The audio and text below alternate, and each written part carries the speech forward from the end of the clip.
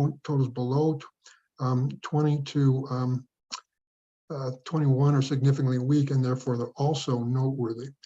Now, I want to immediately caution students, you can't just judge the strength of a house based on the Astaka Varga totals. If you did that, you're going to go wrong. And of course, there are standard methods for determining what might be called the prosperity of the house. This is the word that's used in the ancient classics. For example, when the Lord of the house is in the house, this is one of the best things that can happen to any house. When it's occupied or aspected by natural benefics, particularly if those natural benefics are strong, if there's the absence of malefic influence additionally on the house, these are all factors that are extremely favorable that enable a house to prosper. One thing to look for is when a house is both very strong in the Ashtaka Varga, but then it's also strong in, you might say, the standard or conventional way of determining the strength of the house. And here I wanted to show you the chart of a billionaire, a man by the name of Ross Perot. You know, had extreme wealth. And you can see there, if you look at his 11th house, you can see that Mars is the 11th Lord in the 11th house. And as one of the indications of his chart, one of the things that shows the static potential for the wealth that he ended up experiencing in life. But of course, there's other Dan yogas here. The 5th Lord, Venus, goes to the 2nd house, right? There's a mutual glance between the moon as the 2nd Lord and Saturn as the 9th Lord. That's a 2-9 combination. They're enhanced by the addition of the natural benefic Jupiter. All those planets in Gemini are hemmed by benefics, Mercury on one side, Venus on the other. So you see here the static potential for wealth. But particularly, you know, if a person experiences extreme wealth, the great multiplier, the 11th house, the 11th Lord, almost invariably in my experience, is strong and adds significantly to that potential. And you see it here as well.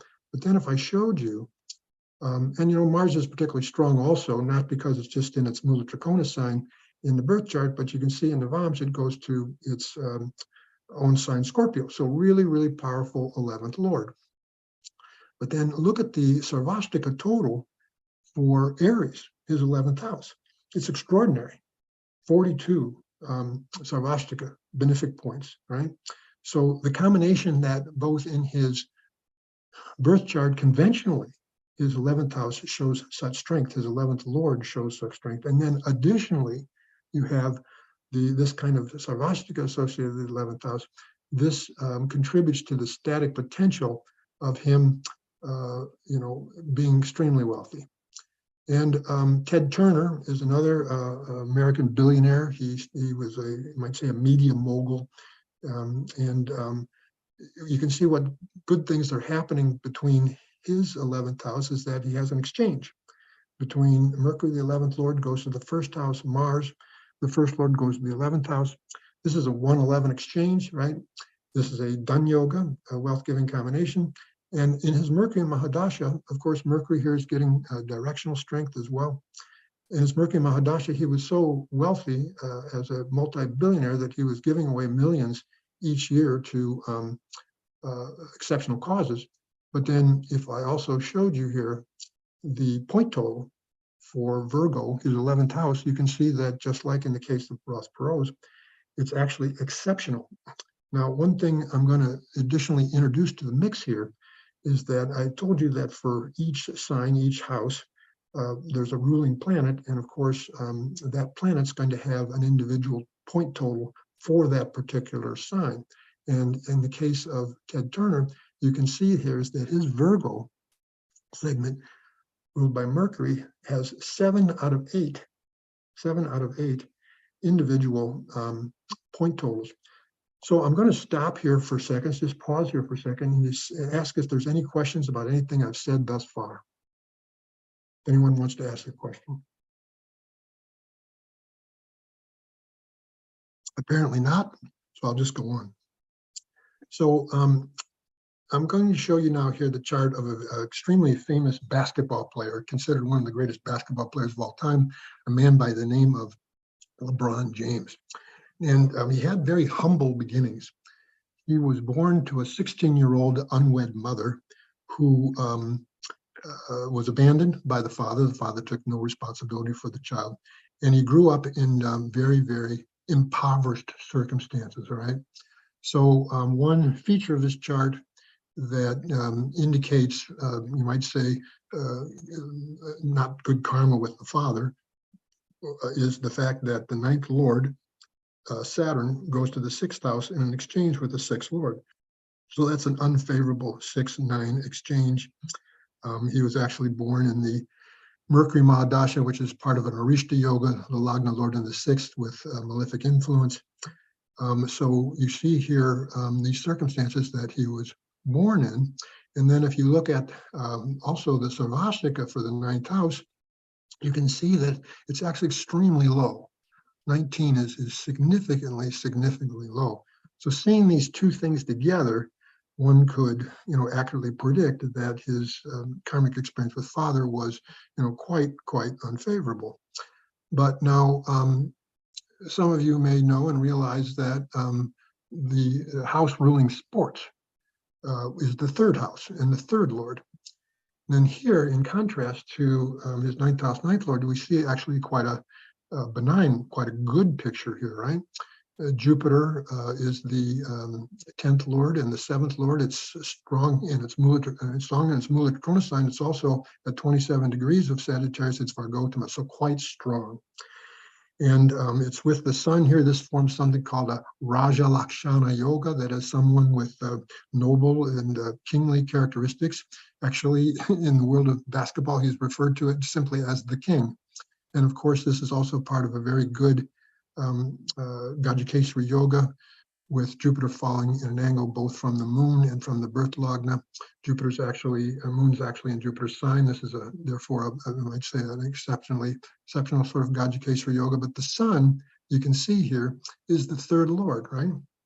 And it has a source of strength because it goes to its own sign in Navamsha. Do I show this here? Yeah, you see the sun here in its own sign in Navamsha. So third lord is very strong. And then see the point total for Leo, the third house, which is not that exceptional. It's above baseline. But what I want you to see here is that if we look at the individual point total for the sun, you'll see that it's really exceptional, really exceptional. You can see that it's 8 points out of 8. And so this is, again, from the static potential point of view, an indication that for him, all the indications of the third house, one of which is sports, would be extremely strong. And then given the yogas that the third lord is involved in, this would indicate his great success as a sports person, right? So, and then, as the last sort of example this way, you all know who Bill Gates is. And the Lagna Lord, of course, is the pillar of the horoscope. It's one of the most important factors to evaluate. Any chart in which the Lagna Lord is strong and well placed benefits from that. All other features of the chart, all the other yogas in the chart can express themselves usually in a more full way when that's the case. And you can see here that for Gates, his Lagna Lord Mercury, it's in its exaltation sign in an angle giving Bhadra Yoga. The Bhadra Yoga repeats from the moon, Mahapurush Yoga. Mercury here is the focal point of a magnificent Chanda Adi Yoga with all the benefics, Jupiter, Mercury, and Venus falling in the 6, 7, and 8 from the moon, extremely bright waxing moon. So this is you might say, the exceptional condition of his Lagna Lord. But then if we see his individual Sarvastika for his ascendant, you can see that it's quite high at 36 total points. But then if you look at the individual Banashtika, the individual point total for Mercury, you can see, again, it's quite exceptional, 8 out of 8. And this is one of the things that has contributed to him. And of course, what has Microsoft all been about? It's been information systems, right? Information processing, computer applications. This is all Mercury to some degree, right? And so, again, from a static potential point of view, seeing this, you could see that in certain ways his horoscope is quite exceptional. So enough about those. I mean, I give a number of examples in my book here. You can, if you're interested, you can see these. One thing that,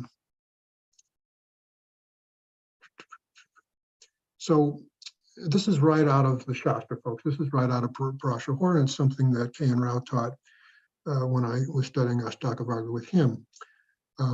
Just read along with me this quote from Parashar Hora. It says, if the 11th house is having more benefic points than the 10th house, and if the benefic points of the 12th house are less than those of the 11th house, and the ascendant has more benefic points, the person will be fortunate and wealthy, and the reverse situation would be true. So in other words, it's saying that, in general, it's good to have a high point total for the 9th, 10th, and 11th house. 9th is the house of Bhagya, your luck.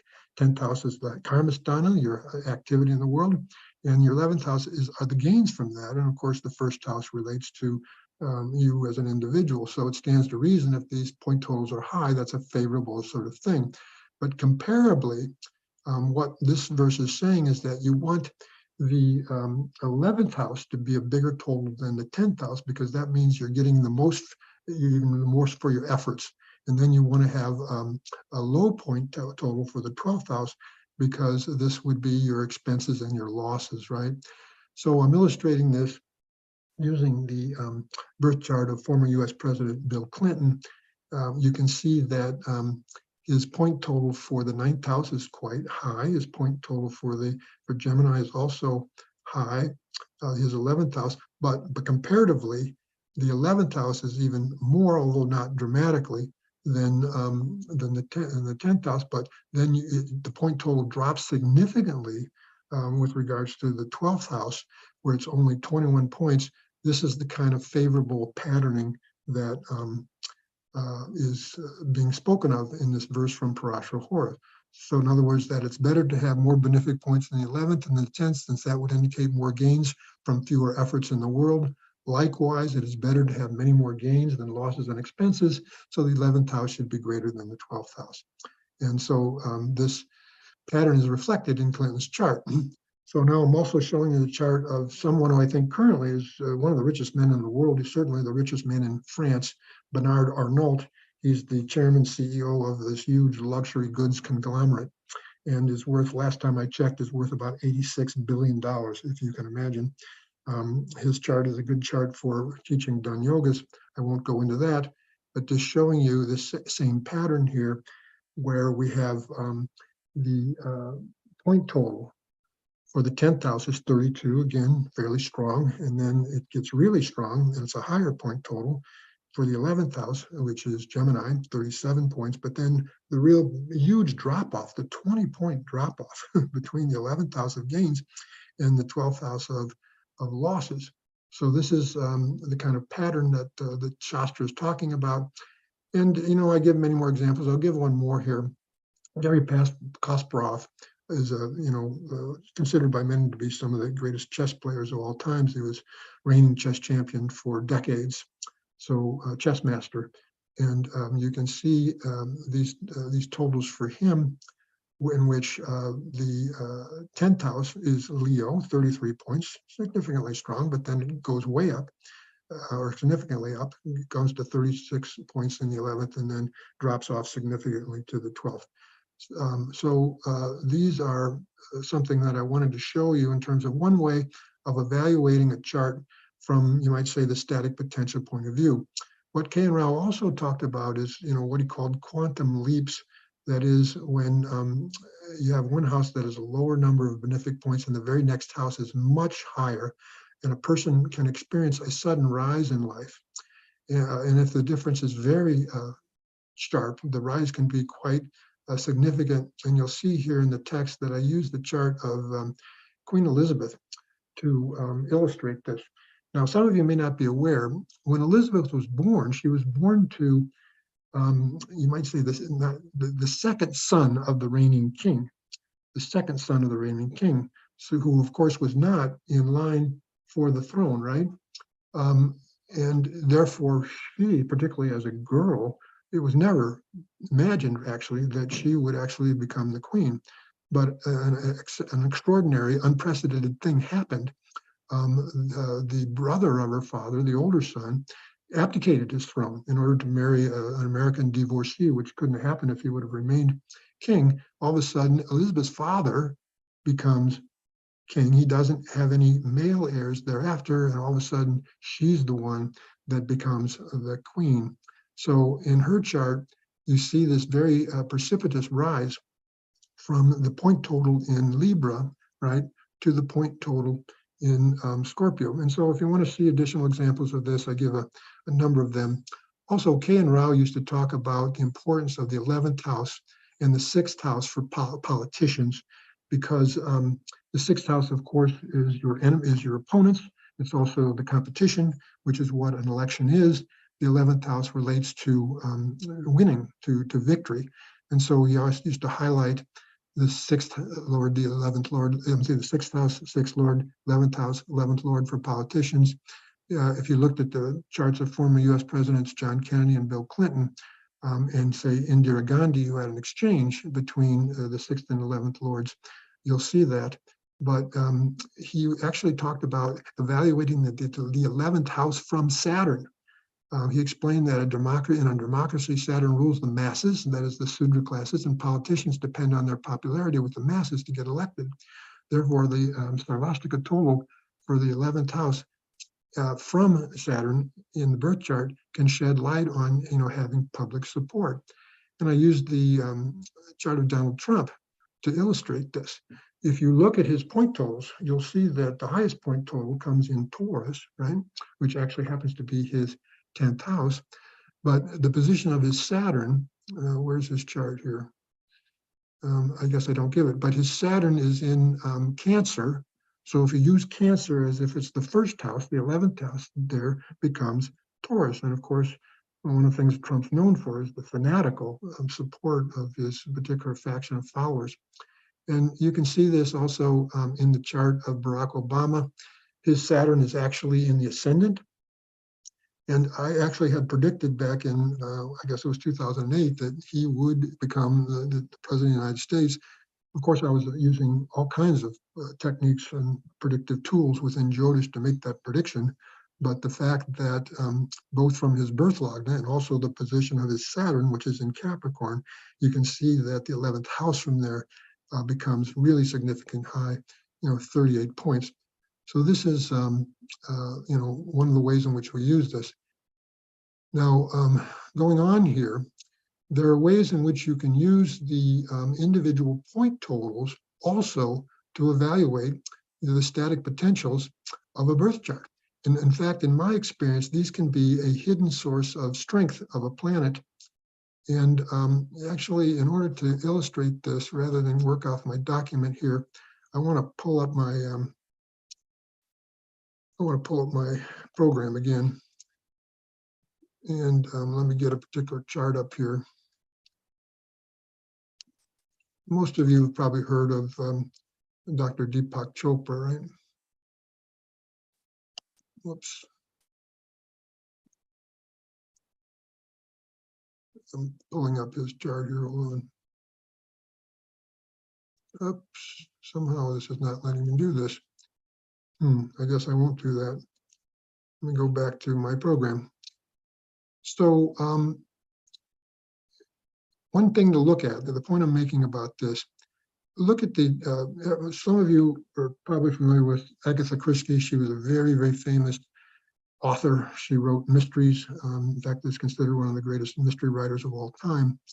And some of her most common and well-known works, things like Murder on the Orient Express, Death on the Nile, these things that have also been made into movies from her books, they all were written in her Jupiter major period, which is the 5th Lord of authorship, but you can see that it goes to the 6th house and it's in its debilitation sign. Now, there's a way in which such a planet gives Raja Yoga. I won't go into to explain that, but one thing that you should see about Jupiter's individual point total, first of all, for Capricorn, it's fairly high, not too significant, 30, but you can see in Capricorn, it gets 6 out of 8. This is something that you should evaluate, for example, when you're seeing the static potential of the kind of results a planet can give.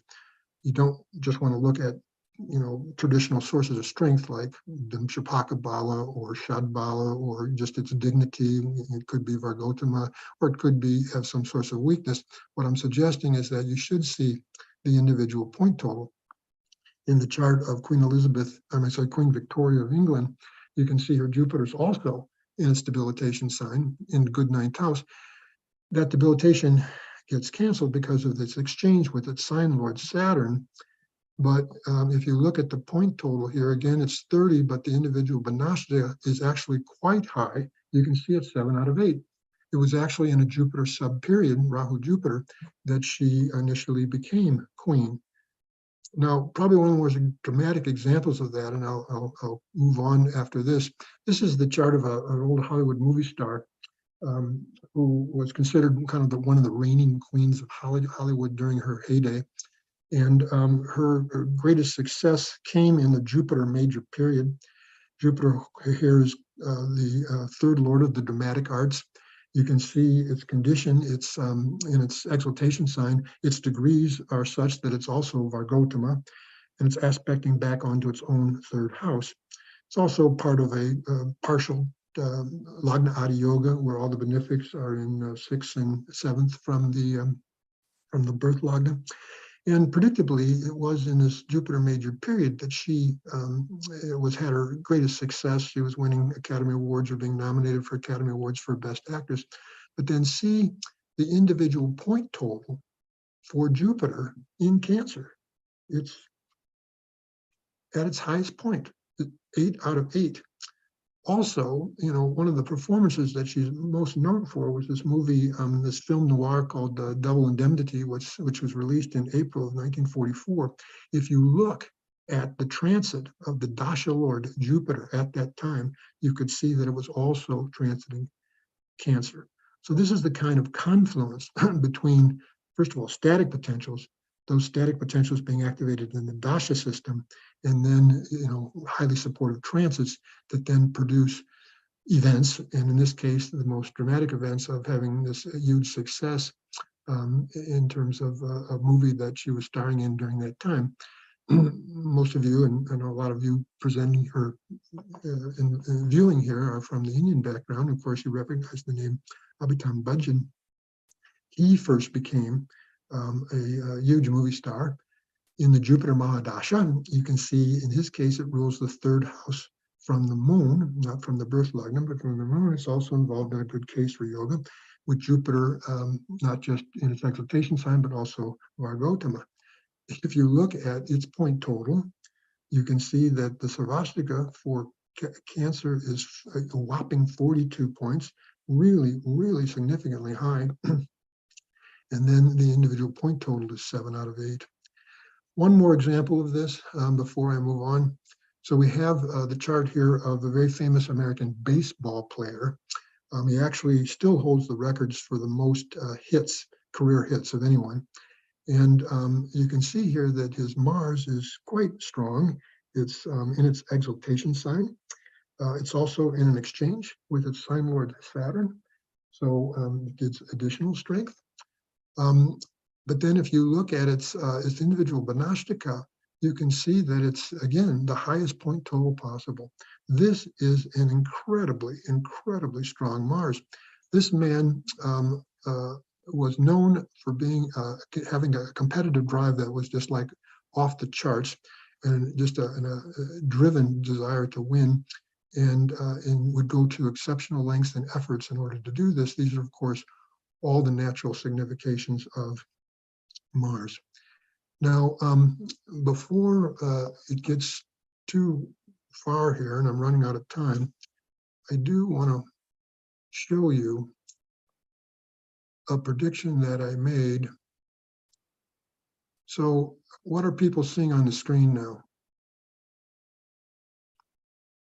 We are seeing Sri Jyotish, your software. Okay, thanks. For some reason, my program is frozen. I don't know why.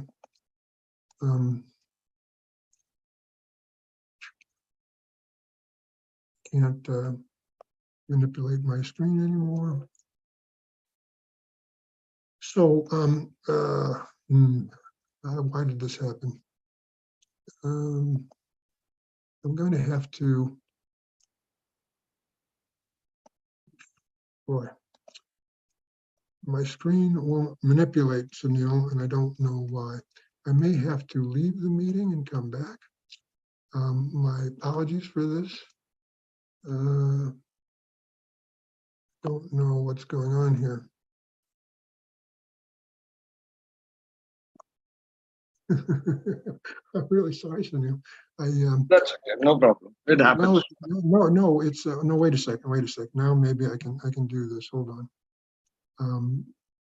I got full screen. If you just give me a moment, Sure, take it. I might be able to correct this.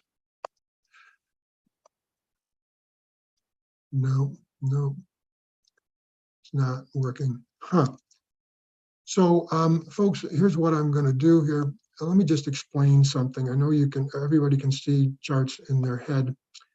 So I wanted to talk about a recent prediction that I made using the Ashtaka Varga, all right?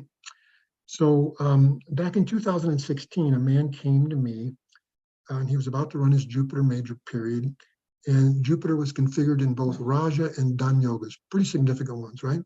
So it was clear that he could experience both a career rise during this time and then also good financial gains as a result of that. So what happened is that he ended up forming a company. He became an entrepreneur, formed a company with two other partners that started a computer cloud consulting company, right? And of course, what is every entrepreneur's dream? Every entrepreneur's dream is to start a company, have it do really, really well, such that it attracts buyers, right? Who then purchase the company for many millions, and all the original entrepreneurs, all the original people started becoming walk-away wealthy. Now, so this was back in 2016 when I was originally discussing his chart with him and talking about the potentials of his Jupiter major period. Now, he recently contacted me because they had started to attract buyers. They'd actually signed a letter of intent with one company to be purchased.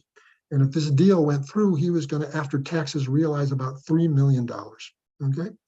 And so he wanted to talk to me about whether I thought that the deal would go through, because apparently there were complications, there were obstacles, there was difficulties, there was some question whether these were going to go through. And now, of course, I'm evaluating that using dashas, and the dashas seem to indicate that he could have windfall gains in this way. But what I was also looking at is his ascendant is Aries, folks, which makes Aquarius the 11th house, right? Makes Aquarius the 11th house of gains, particularly windfall gains. And of course, you should all be aware that Saturn currently is moving through Aquarius. So in other words, he was getting the transit of his own 11th Lord through the 11th house, right?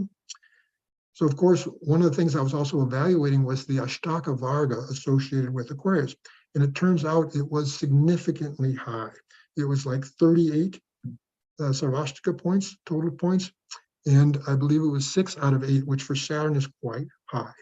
So this, along with what the dashas were showing, I predicted to him that the deal would go through, but for reasons I won't go into, with some delay and maybe not at the level that he originally wanted it or thought it to be the case.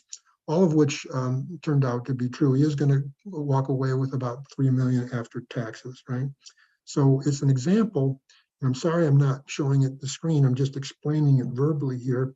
It's an example of a recent time in which I used the Ashtaka Varga in order to make a prediction. Again, using it to qualify transits, right? To qualify transits. Now, let me explain another situation to you. I was in India in 2014. I was touring sacred sites, pilgrimage sites in the north, Kedarnath, Badranath, and so forth. And I was with a man who knew a little astrology. And he had his moon in Libra. And at that time, Saturn was moving through Libra. So he was in the Sadhisat, right? But he was saying that, nothing bad is happening. There's not been anything going on that, has been difficulty in my life. He was feeling like he'd kind of gotten through the main part of the Sadhisat unscathed, you might say. Well, if you looked at this point total for Saturn in Libra, it was extremely high, right? It was like, 35 or maybe 38 with a high point total. So that phase of the Sadisat was not really being that troublesome. But the next sign that Saturn moved into, which would be Scorpio, which was the sign after the moon, had a point total of 17 and a point total individually for Saturn of 1. And so that phase of the Sadisat for him, his whole life fell apart. I won't go into details about it, right? But then it proved just to be extremely, extremely problematic, very, very difficult. So again, this would be a perfect example, and I'm sorry I'm not showing it to you, I'm just explaining it verbally, of how important it is to use the Staka-Varga in order to qualify transits, particularly a transit like the Sadisat. I can show you another example where the person had their moon exalted in Taurus with a very, very high point total of their Sarvastika and their individual point total. It's the chart of a pop music star here in the US who got inducted into the Pop Music Hall of Fame during their Sadisat, right? And that would be an example of the way Indira Gandhi she first became prime minister in the period of her Sadisat. Of course, her moon's in the 7th house. She also lost her husband during that time. But the moon is in the sign of Saturn, aspected by Saturn. Some of the most problematic Sadisats that you are going to experience is when I'm watching a lot of moons in Aquarius these days with the aspect of Saturn additionally at birth, where there's Saturn moving through Aquarius and where the point totals are not good at all. And of course, they're really struggling in different ways in their life during this time and experiencing the theme of the Sadisat, which is usually loss in some way. So my apologies for my malfunction here. Technically, I'll make sure this doesn't happen next time. I'm due to present, I think, next week, but maybe we can open it for questions now, Sunil, to the audience here, and I can address any of those questions. Again, if you'd like to get the full picture, my book here, Staka-Varga Simplified, it's available on Amazon.com, both in print form, but also electronic form. You can get it on Kindle. I think it'd be only $9.99, something like that. So not very cost prohibitive. And since I have you here, I want to, for K.N. Rao, the Jaimini was a speciality of his. The Jaimini system of Jyotish was a speciality of his, and as a result, it has become a speciality of mine. And so I just mentioned that I've published a number of books on the Jaimini system. If you're interested, the first book, The Essentials of Jaimini, is what you want to get. That's again available on Amazon.com, both in print and e-format. My recent publication is this book here called Predicting with Jaimini's Charakaras, right? It takes each of we use 7 karakas, each of the 7 karakas, there's a chapter on each, and talks about all the predictions that one can make using Jaimini's Charakaras. And this is what my presentation is going to be on the next time I present, which I believe is next Sunday. I invite you all to join me. Sometimes events come out just in a very simple, elegant way in the Jaimini system, which is one of the reasons I love it. And what I mean by that is that each of the karakas represents some person in your life, but also other things. If you run the sign period, and of course in Jaimini the dashas are signs, not planets. If you run the sign period of a planet containing a karaka, you'll see that events related to that karaka take place. So it's a simple one-factor analysis, meaning if the planet with the fewest degrees, your Dara karaka, is in a particular sign, and you run that period, it shows a great eligibility for bringing marriage or relationship, just based on that factor, right? All right, so I will stop at this point, and I will invite the audience to ask any questions about my presentation here, or any other question you might have. Okay, thank you so much, Madhmoniji. My request to everybody, if you want to ask questions, please keep your camera on. The first question is from Professor C.S. Rao, or Professor Rao, who is also a speaker and a great master of KP astrology. Kindly, please come on camera. You were there on camera. Now I don't see you. Yes, Professor, sir. You have to unmute yourself. Professor Rao, I've asked you to unmute. Okay, right. Thank you, sir. It is Very well. unmuted. Okay. Namaste, sir. Marconi, Namaste. sir. My point is transit values on the zero bindus of the Kakshas in Ashtavarga, in Kaksha, in a part of the Bhava. Kaksha, where 0 points are there, transit influence on. So Am I clear? Am I clear, sir? yes, you are clear. Now, he's bringing up an element of the Ashtaka Varga that I didn't refer to because I was trying to keep it very simple, right? There's these things called kakshas, right? They're a point within a particular sign that a transit can be moving through where it can have a benefic point or it cannot have a benefic point, okay? And actually in my book, I talk about this. I didn't get into it today. And so if a planet's moving through, say Mars is moving through Cancer, which of course is its debilitation sign, say it has a low point total, Sarvastika, and a low individual point total, and then it's also moving us through a segment that is a Kaksha without a benefic point, this can be a dangerous period in terms of natural significations of Mars and things that can happen during this time. Again, this is an aspect of Ashtaka Varga that I did not get into, but I appreciate the question and I hope I've answered it. Yeah, thank you very much. Very good explanation. We have correlated both the subs and qualitative and quantitative analysis, mostly the quantitative in Ashtavarga, and you have best correlated high best. Very good. Thank you for the. You're welcome. Any other questions? Any other questions? Please mute your mic now, sir. Please mute your mic now. There you go. Thank you. Any other questions?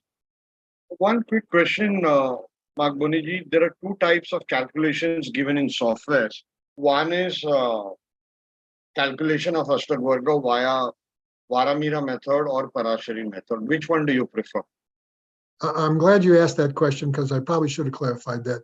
I followed my teacher's examples, K.N. Rao, that insisted upon 337 benefic points as given in Varaha Mahira's Brihat Jatika, not the point total given in Parashahora. All his good results, he said, including the Shodapinda, which is the finest level of Stakavarga, were based on 337 benefic points. I have followed his example. I have found this to be the most accurate as well. So go by Varaha Mahira. Your programs give you an option. So when you're looking at Stakavarga, my recommendation is to use that option. Good question. Thank you for it. Another thing I would like to tell the viewers, if you want to ask questions, please put your cameras on, okay? And then we would this thing, and also please let your questions be brief also so that everybody's questions can be covered. Vishweshwarji, I'm asking you to unmute yourself. Please ask your question. So, sir, I have a question. You saw the chart of, I suppose, Bill Gates, a chart you showed where Mercury and Mars were in exchange for the Yoga, 11th Lord and 1st Lord.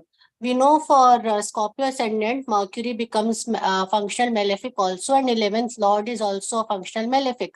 So, it shows the Yoga, but can it give the health issues as well? It's interesting you should ask that. So you're referring to the chart of a man named Ted Turner, who was a media mogul, right? Worldwide, billionaire. And as I said, because that exchange is a Danyoga given exchange, 111, it made him very, very wealthy during that period. But it's also Mercury as an 8th lord in the Lagna, connected strongly to the Lagna lord. He was also suicidal during that period, if you can imagine. Okay? This should answer your question. So Mercury as an 11th lord for Scorpio, I can show you example after example where it can be very wealth-giving, right? But as an 8th lord, particularly with affliction, as it was in his case, it can be very problematic when you run that period in terms of some of the results that can give. Okay? Good question. What else? Srinivas Kulkarni ji, please ask your question. Mm-hmm. I'll ask you to unmute. You're unmuted.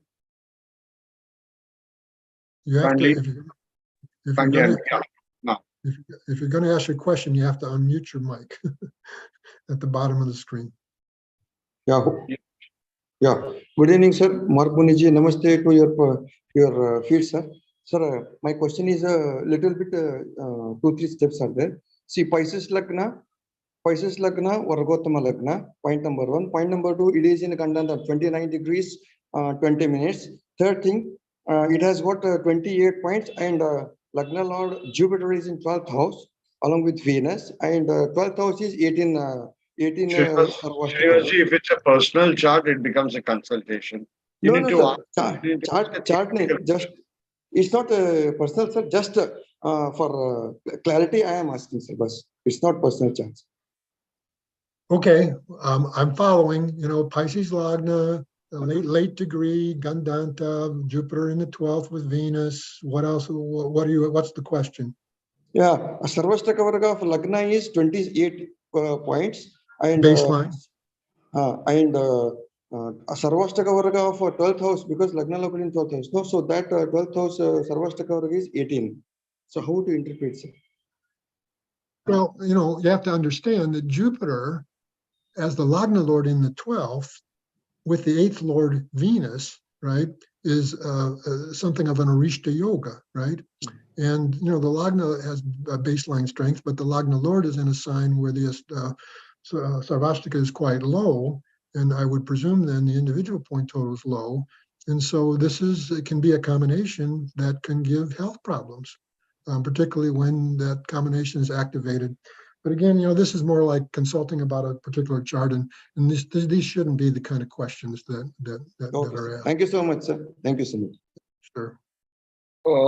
We have one more question. I presume the last one. Rohan Kumarji, if you can keep your camera on, please. Yes, you unmuted. Go ahead.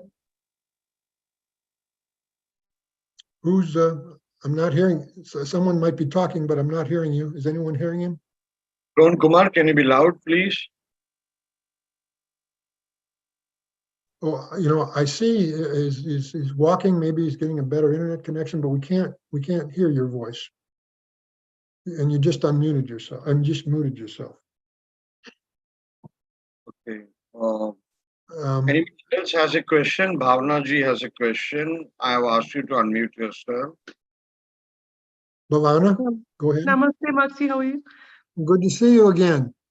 Same here. Markji, I have a very basic question.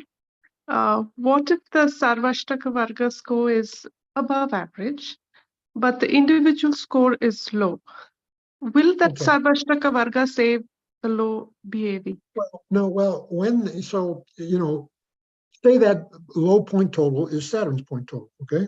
Mhm. So when Saturn is moving that through that time, even though the Sarvastika is, adequate or baseline or whatever, Saturn's transit through that sign with a very low individual point total would not be a favorable transit. There would be an unfavorable factor for qualifying that transit. And that would be true. That would be true for any planet. All right? Of course, the best extreme is when the point total is high, and then for both, or then the other extreme is when the both point total is bad for both. It's more of a mixed condition, as you described, where the point total is totally. I mean, the Sarvastika is okay, but the individual Banashka, but that transit of that planet through that sign, because its individual point total is so low, that's the important thing to look at. Is it clear?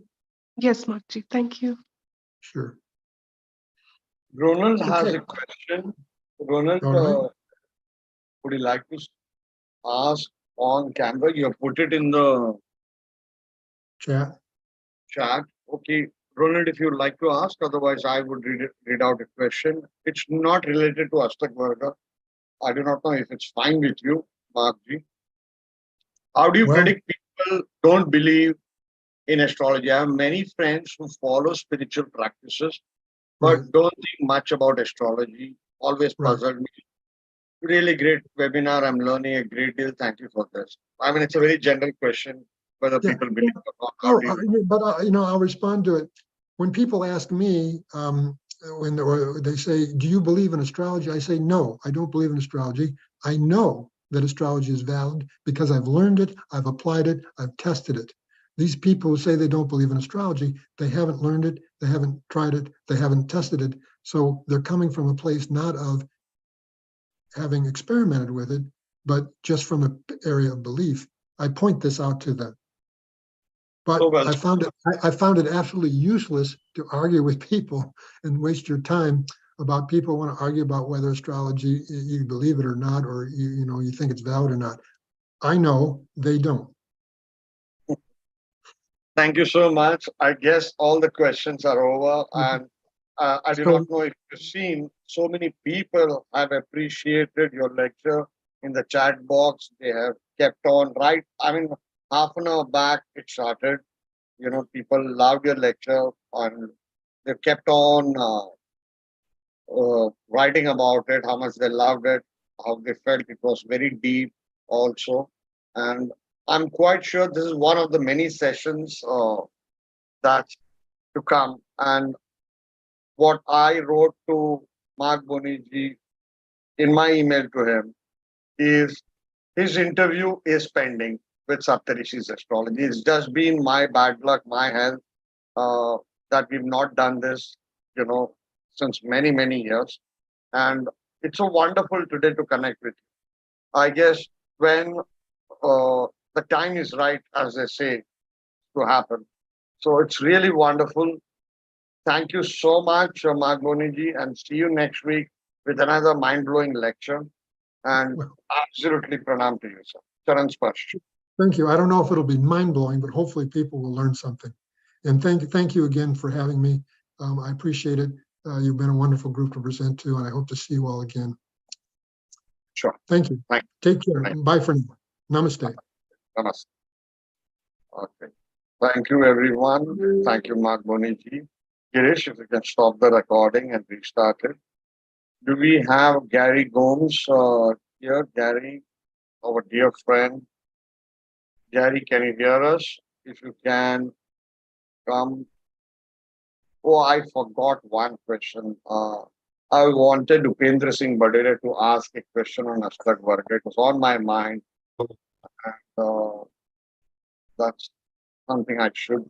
It was on my mind from a long time and it just slipped. I'm sorry. Because Badere would have had quite an interesting question. I do not know why he was quiet. But anyway. Let's start with Gary Gomes. Gary, are you there? Gary, can you? Yes, Yeah, I'm here. Hi. Okay.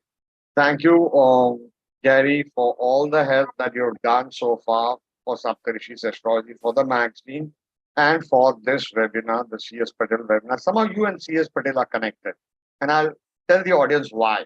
Okay.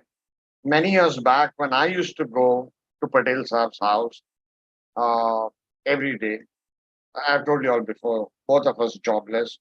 Both of us used to cry on each other's shoulder. He was jobless since 15 years, and I was jobless since 2 years.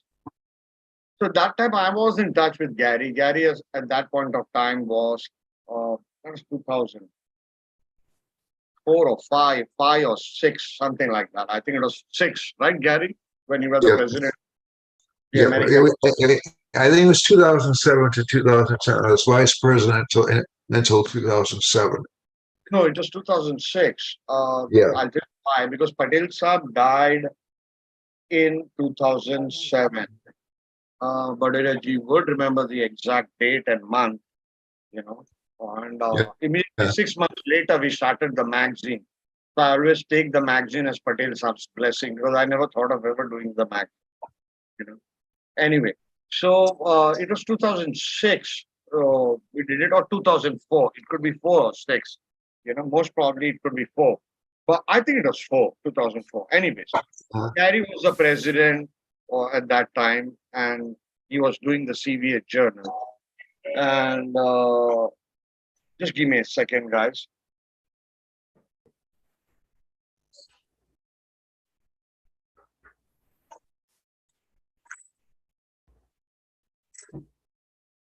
Yeah, sorry. So at that time, I was going to Patel Saab every day, and I decided why not bring out some secrets of Chandrakala Nadi from Patel Saab of what he has not written. And then we did a email interview, and Patel Saab wrote down, and many people over the years have told me that that was one of the best interviews ever conducted. And then after the interview was done, you know what Gary Patel Saab told me? He said, there are some questions here which you have written. I said, and I quietly agreed to it. You know, he was a very naughty man. We had a very good relationship. Thank you so much. Gary is going to present a lecture today. You know, it's been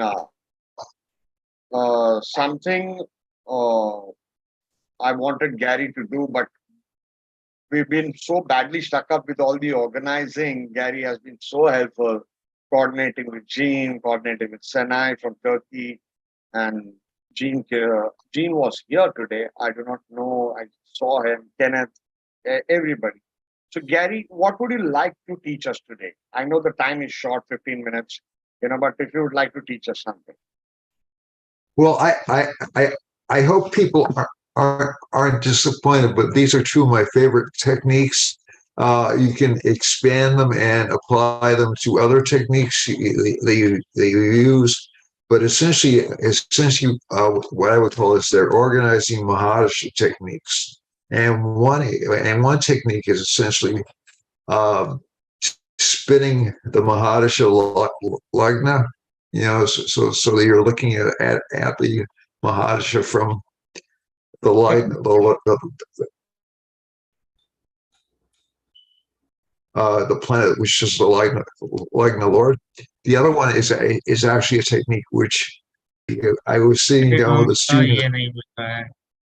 Can you hear me? Yeah, we can hear. Okay. And the other technique was a technique which I, in my vanity, thought I had uncovered in a brilliant flash of insight when I was sitting down with a student, and I said, "What if I took the Mahadasha beginning as a Mahadasha itself? You know, so evaluate the start of a Mahadasha and see where the planets are located, because we know transits affect Mahadashas. So what if we look at the overall start of a Mahadasha to see whether or not that's going to be a good Mahadasha and fulfill its promise, or whether it's going to present some challenges?" And around 3 years later, I found it was a technique that Mr. Patel had mentioned, you know, in one of his books. I think it was the Nadi Astrology book. So I can't take credit for it. I thought I invented it, but apparently I didn't. And so I'm going to talk about those two techniques, and I'm going to focus in on a specific chart to show you how it works, and hopefully I'll get to a couple of charts to do it. Okay. Sounds good. Sounds good. Please go ahead. All right. So the presentation itself is not really substantial, I'll be honest with you. So let me just pull the PowerPoint up. So it's really kind of I won't say wimpy presentation, but not really the kind of detail I normally like to provide. But the techniques are relatively simple. And so let's go over here. So again, this is not okay. So basically, what is a moving lagna?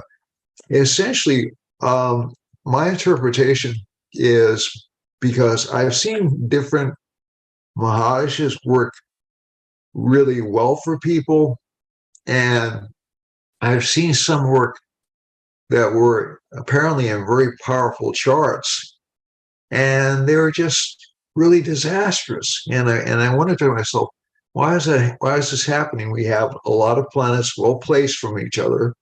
We have a lot of planets actually not well placed from each other. That's the problem. And we also have many planets which are, by their placement, should show good results, but don't. And then we have these other Mahadashas. When you look at the birth chart, you say to yourself, how the heck did this person achieve what he or she did during that major planetary period? So I like to look at reasons why I like to give astrologers tool for more deeply analyzing the chart, so they don't jump to a conclusion and say, geez, this is going to be awful. I think one of the worst things an astrologer can do is to sit down and look at a chart. I mean, if they're honest and they've analyzed the chart carefully, that's fine. That you need to be honest with the client. But look at a chart and say, ooh, this combination is really bad, when they're not looking at some of the more subtle principles, or even some of the more obvious principles in Parashara and Jaimini, such as the fact that nodes can make Raj yogas. So I think that there's something I want people to be able to think about what they're looking at in a chart, rather than just saying rules. That's sort of like my particular ethical standpoint.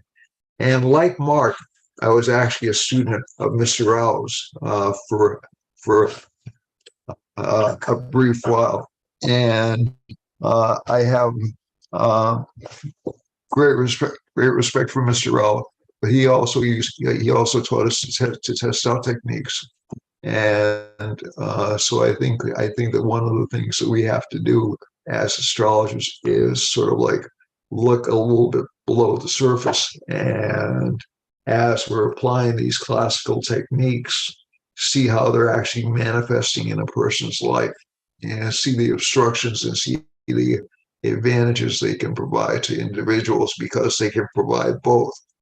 Okay, so essentially, like I said, this chart, many of you may have thought of this, but this technique is really very, very simple, and essentially, so you just use the dasha of the Lord and the relationship of other planets in the chart as a way of analyzing the Mahadasha, the major planetary period, or the major, or even the Jaimini Charadasha period, or even the Yogini Dasha period. For simplicity's sake, I'll just focus on Vimshotri, but we can use other Mahadasha systems as well. And so then you start with the chart as a reference point, then go to the Dasha Lord and analyze how the chart will manifest in that Dasha. So general principles: planets into 1 to 12 from each other, 1 to 6 from each other, 1 to 8 from each other will often give difficult results. But again, I always, when I do analysis, I always like to point out the possibilities that those relationships have. So 1 to 12 can actually give good experiences in other countries, or experiences in spiritual life. 1 to 6 may actually give self-improvement, or, as Mark indicated in his last lecture, advantage in political contests.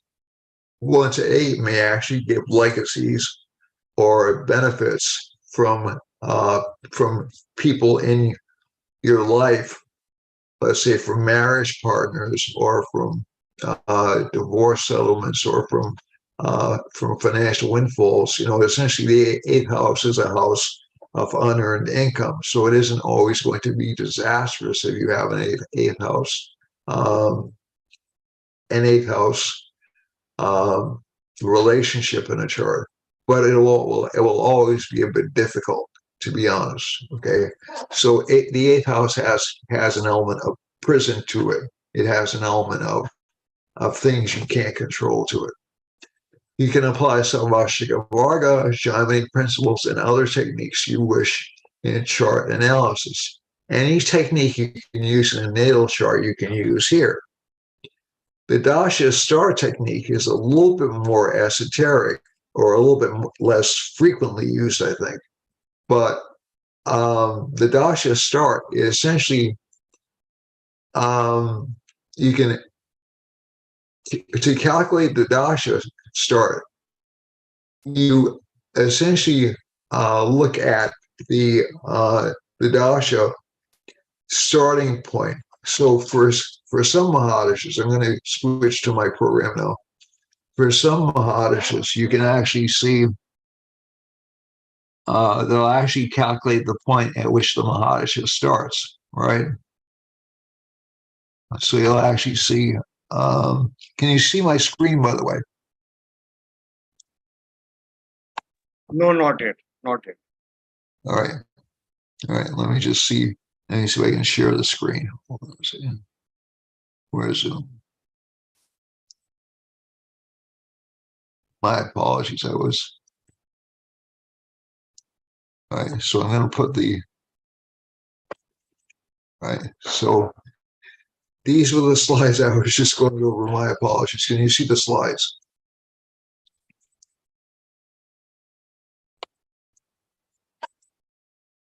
Can everyone see the slides? Yes, no, maybe. Yeah, we can see the slides.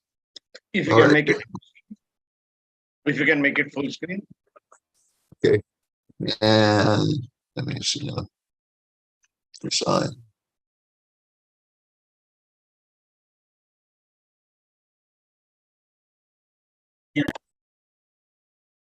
No, you got to, okay, even this is fine.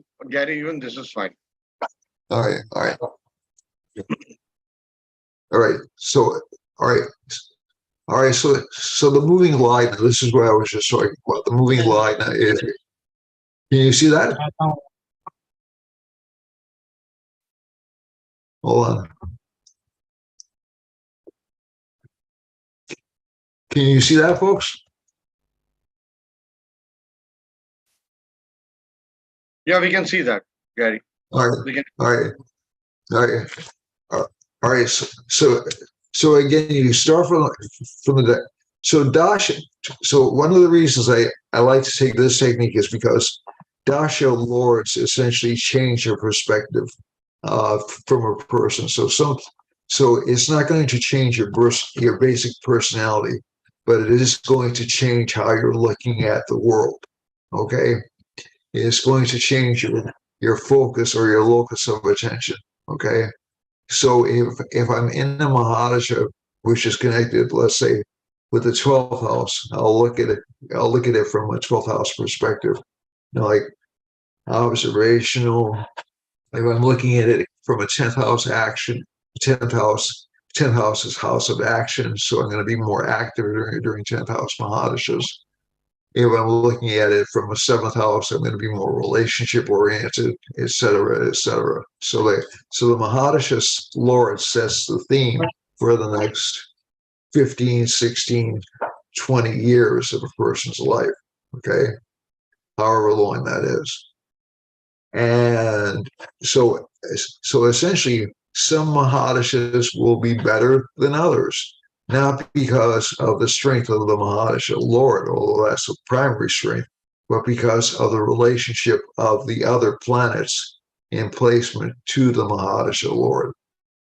Okay, so the sub-periods will be more beneficial, they'll be more fruitful, they'll be more active, okay, during certain Mahadashas. And you'll experience more things from those Mahadashas than you will from earlier Mahadashas, which seem to have blockages on wealth or blockages on success or blockages on spirituality. Okay. And usually planets that are difficultly placed from each other will have difficult Mahadasha, the Mahadasha will seem more difficult than it is. So let's say a Saturn Mahadasha may not be all that difficult if the planets placed from it are good. But also, in certain cases, let's say you go from a Saturn, so the last Mahadasha in Vimshotri is Jupiter. If Jupiter's placed in the 12th, the 8th, or the 6th from Saturn, that subperiod, no matter where it's placed in the chart, no matter where that particular planet is placed in the chart, is going to have some miserable connotations to it if it's placed in the 12th, 6th, or 8th from the Lord of the Mahadasha. Okay, that's what I've noticed through time. So you have to look at each planet. You don't look and say, oh, well, the planet's located in the 10th house of my Mahadasha. If it's located in the 10th house and the Mahadasha lords in the 11th house, that particular Mahadasha will give some losses. It will give some setbacks. Okay. So that's why it's really important to look at the placement of each planet in each individual Mahadasha as you're analyzing the bhuktis. Okay.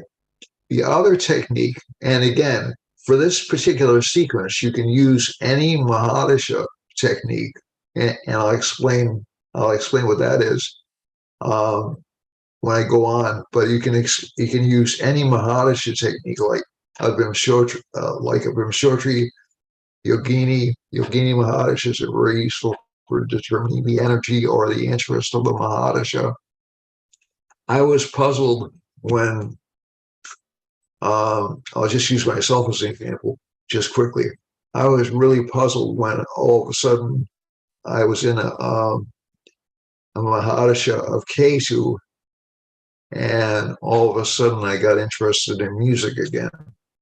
And I was saying to myself, so that was something that I didn't experience since my 20s, since my late teens, early 20s. And all of a sudden, all these musical interests started popping up again. And I'm saying to myself, what the heck's going on here?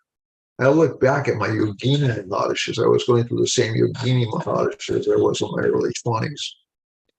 So when you're looking at a chart, you're not just looking at Vimshotri, you're looking at all these, what I would call sub-layers of Mahadashas.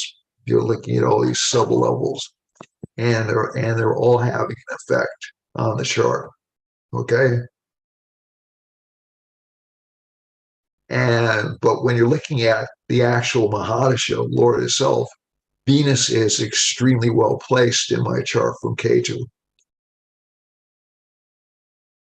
Every other planet, every other Mahadasha I experienced since then, Venus wasn't.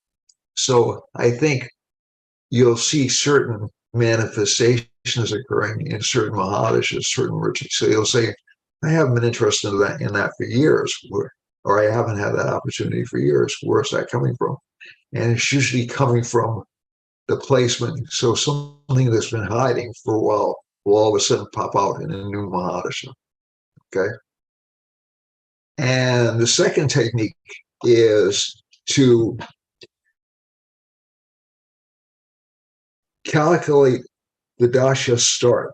That was a technique, like I said, that I thought I had like a flash of insight into it. And I was actually working with a student who couldn't be here today, Krishna Waker. And we were going over, it was when he was first studying with me. And I said, geez, I wonder if the Mahadasha start has anything to do with the quality of the Mahadasha.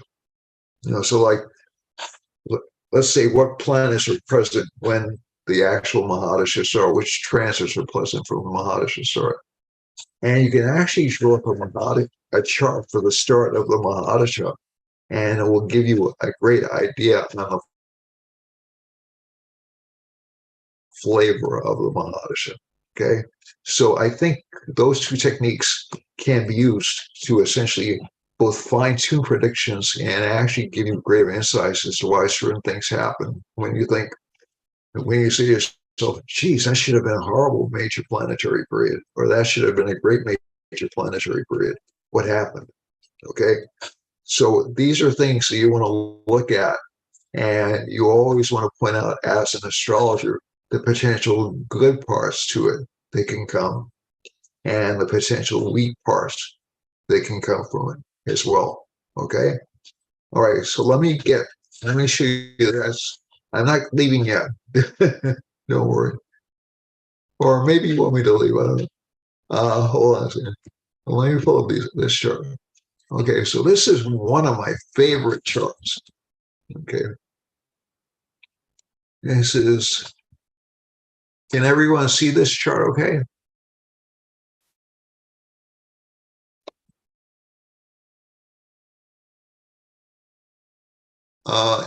I'm not seeing any responses. Gary, Yes. if you want to show a chart, you want to show a chart, right? Yes. Yeah, you'll have to stop the screen sharing and restart the screen sharing. Okay. And then select the software. Then select the window of the software. Gotcha. Yeah, that's right. It won't automatically go on, will it? Okay. All right. So this is one of my favorite charts to look at. Okay.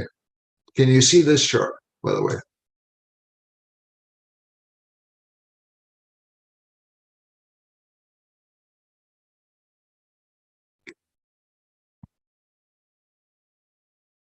Can everyone see the chart? Yeah, we can see the chart. All right. Thank you. All right.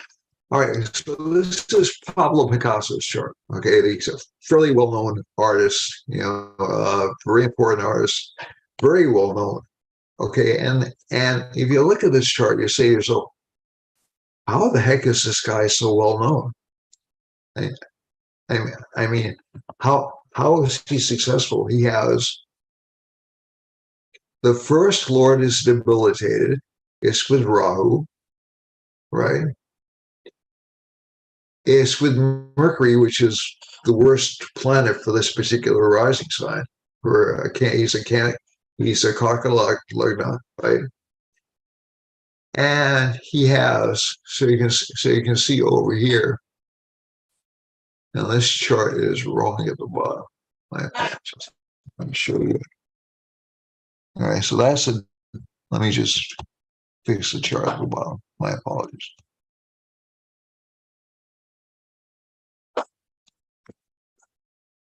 And I'm getting a little bit ahead of myself. 1 second. And I fix the chart at the bottom.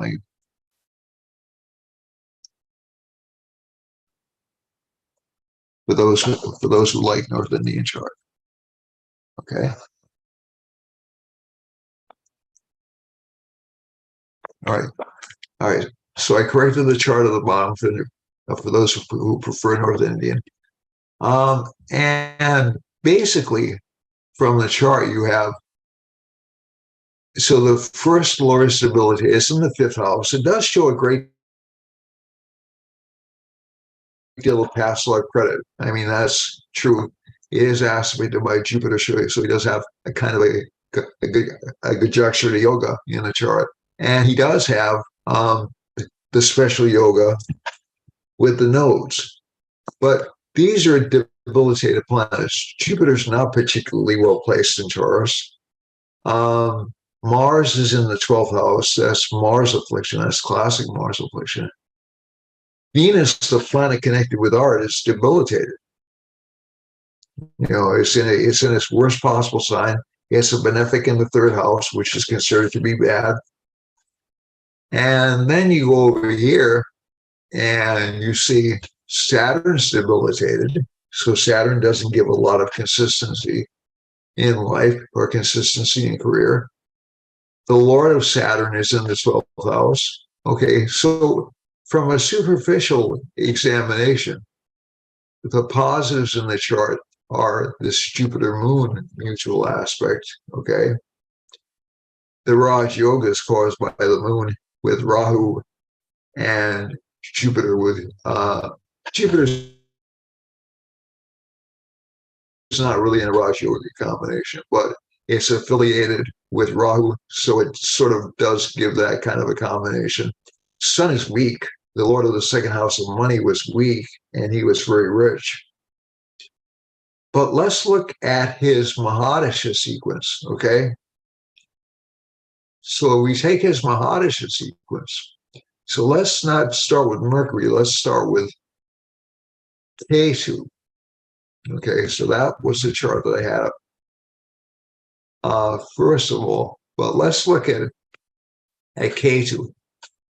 So we take his Ketu Mahadasha.